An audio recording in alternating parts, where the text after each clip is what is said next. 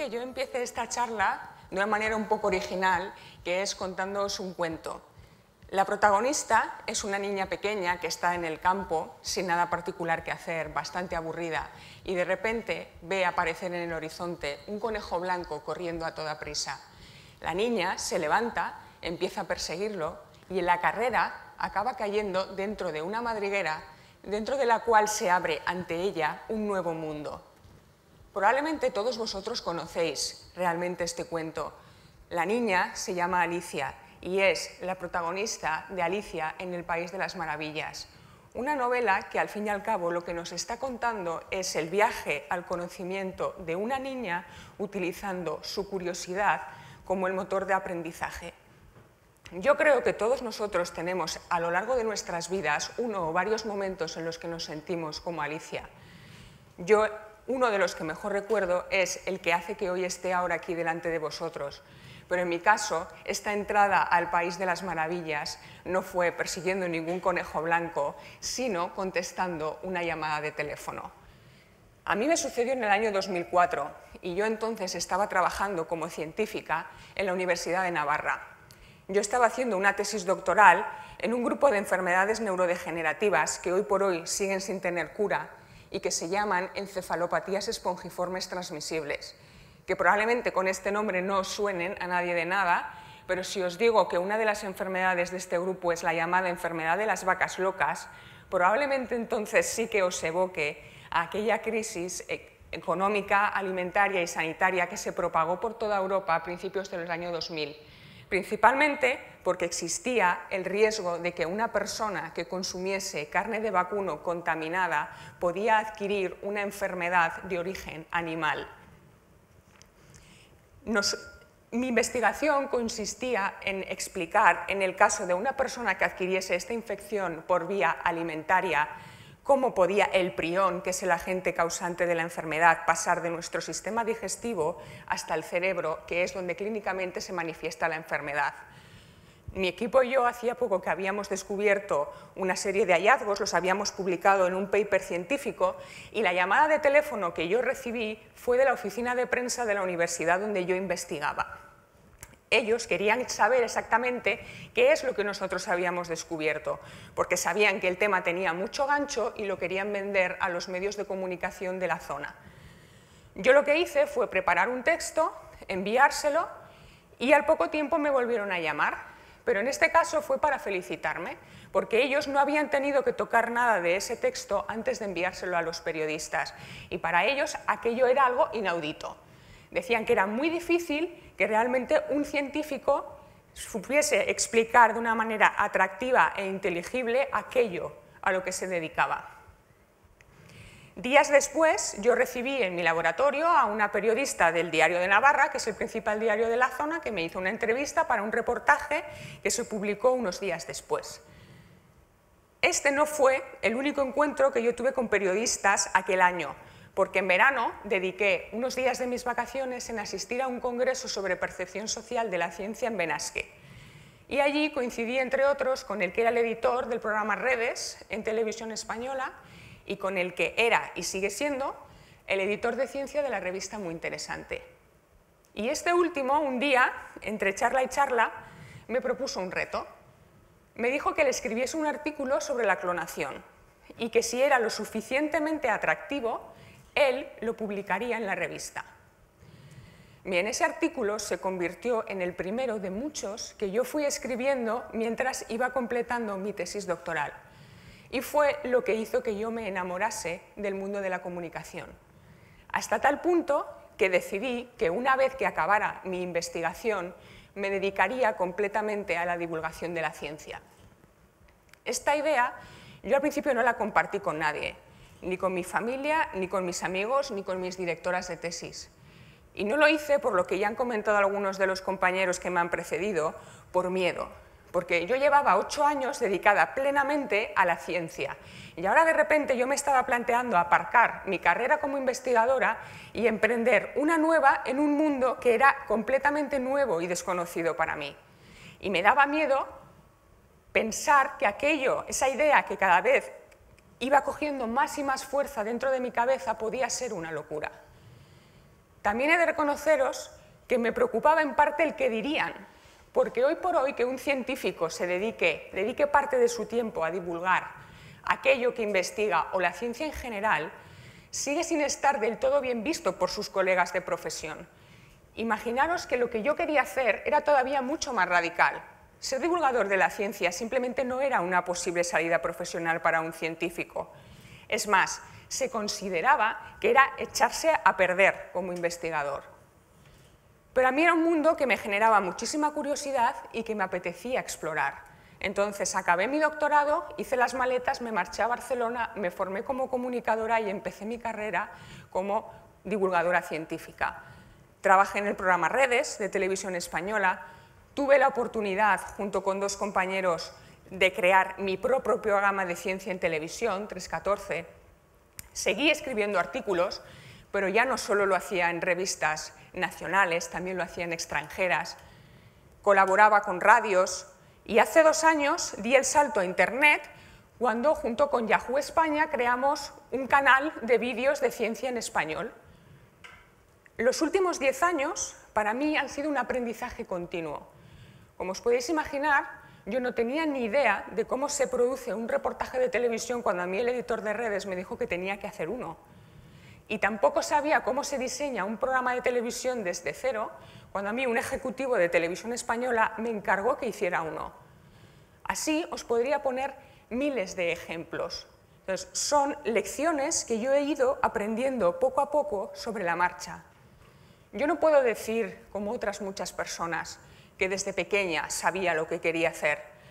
Yo, si os soy sincera, ni soy científica de vocación, ni soy periodista de vocación.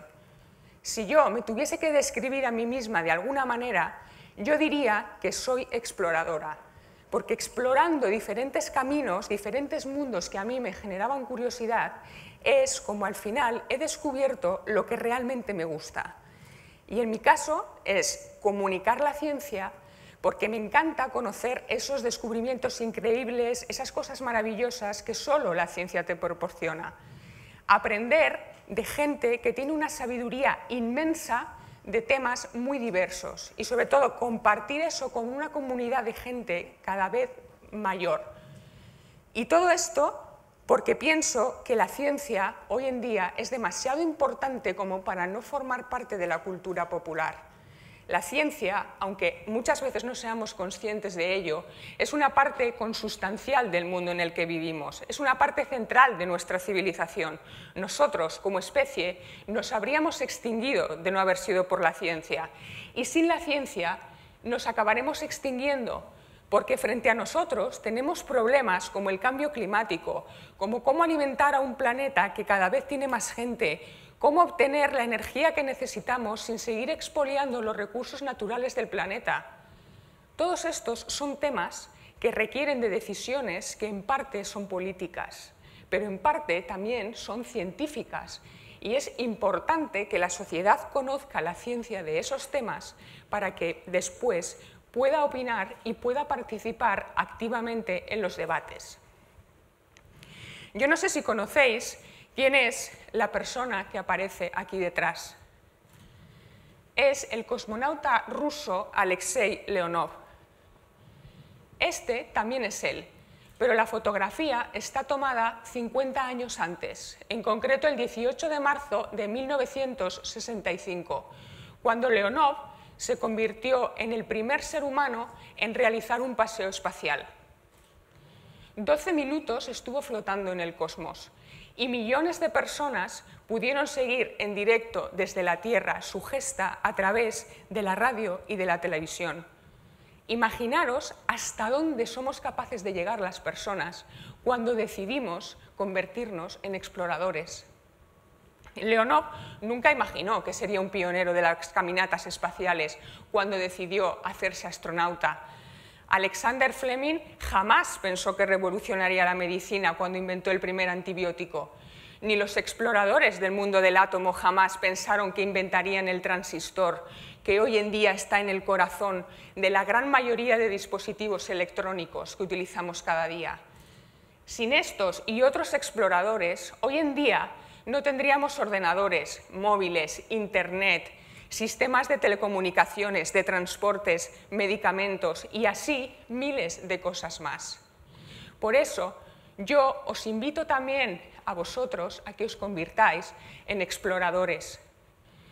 Puede que algunos de vosotros tengáis muy claro qué es lo que os gusta y qué mundo os gustaría explorar.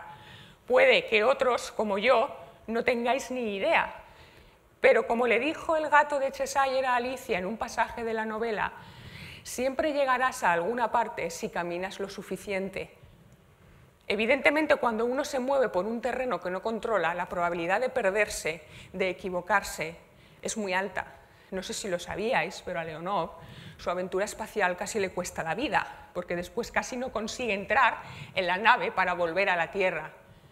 Evidentemente no hay que llegar a esos extremos, pero mi opinión es que es mucho más gratificante y mucho más emocionante sentir ese miedo, esa incertidumbre al principio, que es una sensación pasajera, a dejarse seducir por aquellos que os digan que mejor tener un trabajo fijo con un sueldo fijo a final de mes, aunque para ello os tengáis que dedicar a algo que no os gusta. Puede que estéis pensando a estas alturas que, claro, los ejemplos de exploradores que os he puesto son de personas excepcionales y que uno no puede ser un pionero de las telecomunicaciones o un revolucionario de la medicina. Y tenéis razón, pero es que tampoco es necesario. No sé si sabéis qué es esto. Es uno de los edificios del Laboratorio Europeo de Física de Partículas, del CERN. Y la imagen que aparece en el centro es una imagen del detector CMS, que es uno de los 4 detectores que tiene el Gran Colisionador de Hadrones, o LHC, el mayor acelerador de partículas del mundo, la mayor máquina que jamás ha construido el ser humano. El pasado 5 de abril, mientras estábamos todos de vacaciones de Semana Santa, el LHC volvió a funcionar después de permanecer 2 años parado.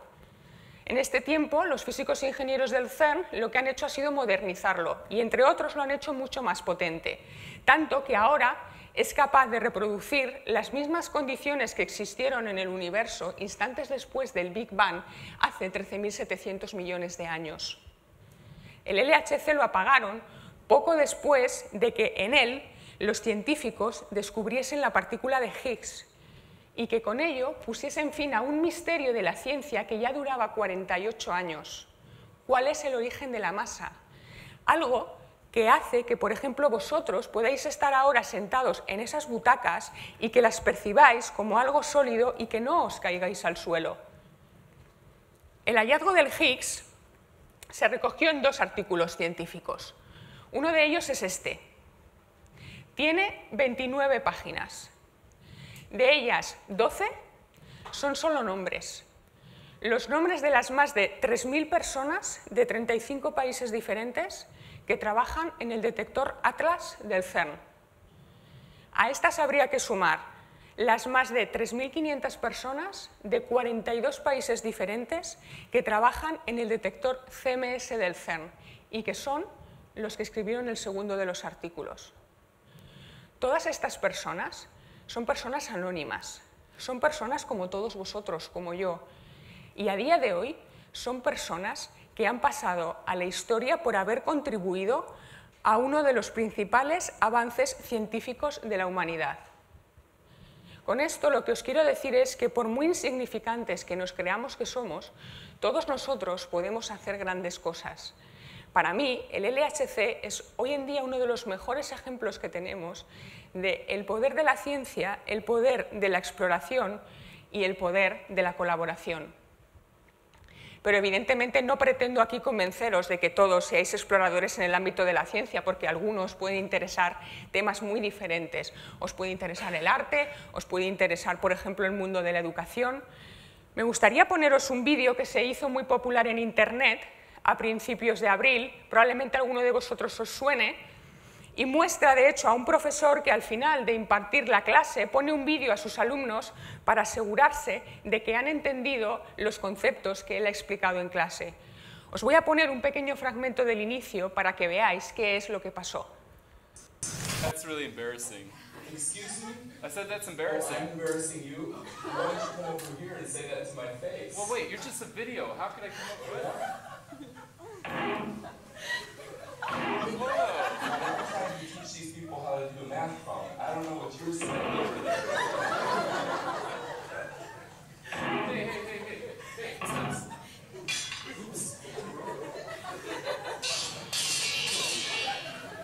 That'll fix him. Stay there. Necesitamos más profesores que sean capaces de cautivar a los alumnos. Necesitamos más científicos que nos ayuden a conocer cómo funciona el cerebro humano.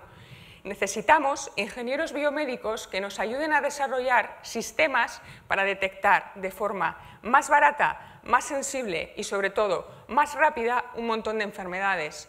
Necesitamos gente que nos ayude a traducir en algo útil la ingente cantidad de datos que generamos cada día. Comunicadores que nos ayuden a filtrar la información de una manera crítica y a presentarla de una manera inteligible y persuasiva a la sociedad. La realidad está ahí fuera, tenemos un montón de misterios que no conocemos y un montón de problemas que tenemos que resolver. Y necesitamos mentes exploradoras que nos ayuden a aumentar nuestra comprensión del mundo para después poder diseñar e implementar esas soluciones. Existen informes que dicen que 2 de cada 3 niños pequeños que viven hoy en día trabajarán en el futuro en profesiones que todavía no han sido inventadas. El futuro es de aquellas personas que inventen estas profesiones. Lo que os quiero decir es, si yo hubiese seguido el camino que a priori estaba marcado para mí como científica, yo no estaría hoy aquí ante vosotros. Probablemente estaría en un laboratorio fuera de este país realizando una investigación sobre algún tema de biomedicina. Pero fue mi curiosidad, los retos que yo me planteé los que al final acabaron trazando mi camino. Yo lo que os invito es a que vosotros nunca le pongáis límites a vuestra curiosidad, nunca os cerréis a un campo específico y que tratéis siempre de tener aquellas experiencias que nunca creísteis que podríais tener, porque todo eso os va a enriquecer como personas y como profesionales. Y ya para acabar me gustaría poneros una canción que ha acompañado a uno de los grandes eventos de la historia de la humanidad. Pero en vez de traeros la versión original, he decidido traeros una versión compuesta por un gran explorador y divulgador de la ciencia, el astronauta canadiense Chris Hadfield. Hadfield compuso esta canción para despedirse tras permanecer 5 meses en una misión en la Estación Espacial Internacional y también para poner broche de oro a su carrera como astronauta, porque se retiraría una vez que aterrizó aquí en la Tierra. Yo la quiero poner como broche final a esta charla y para daros las gracias por estar hoy aquí escuchándome.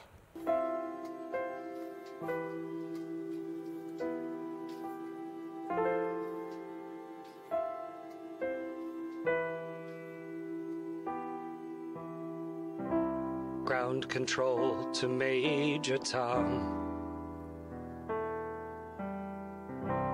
Ground control to Major Tom. Lock your Soyuz hatch and put your helmet on. 10. Ground control to Major Tom. 7, 6. Commencing countdown, engines on. 3,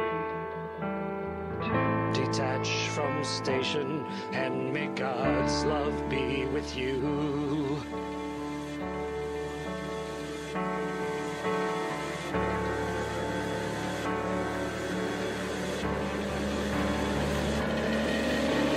This is ground control to Major Tom. You've really made the grade.